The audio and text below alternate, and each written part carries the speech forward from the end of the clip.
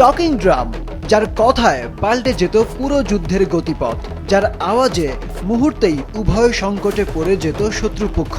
শুধু যুদ্ধক্ষেত্রে ব্যবহার, কথা বলা কিংবা তথ্য আদান প্রদানই নয়, কবিতা আবৃত্তি, গান গাওয়া, এমনকি কৌতুকও পাঠানো যেত এই টকিং ড্রামে।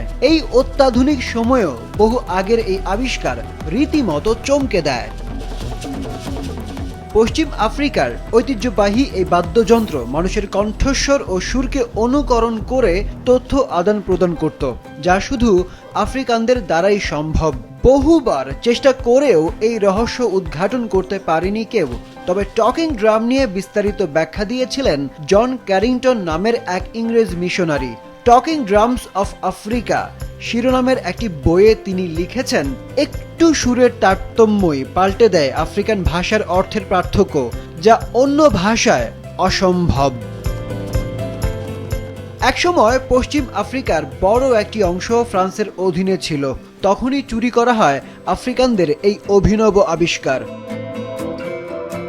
শত বছরেরও বেশি সময় পর চুরি হওয়া টকিং ড্রাম ফিরিয়ে দেয় ফ্রান্স। তাই আইভরি কোস্টের আটচান জাতিগোষ্ঠীর এই উচ্ছ্বাস। আমাদের জন্য এটি একটি ঐতিহাসিক দিন। আমি দারুণ উচ্ছ্বসিত। আমরা শেষ পর্যন্ত আমাদের ঐতিহ্যবাহী বাদ্যযন্ত্র ফেরত আনতে সক্ষম হয়েছি।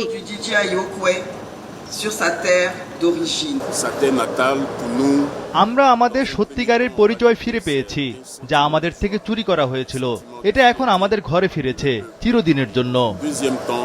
প্যারিসের কায় ব্রানলি মিউজিয়ামে সংরক্ষিত ছিল 3 মিটার লম্বা ও 400 কিলোগ্রাম ওজনের টকিং ড্রাম। আন্তর্জাতিক চাপ ও আইভরি কোস্টের ক্রমাগত আবেদনের মুখে টকিং ড্রাম ফেরত দিতে বাধ্য হয় প্যারিস।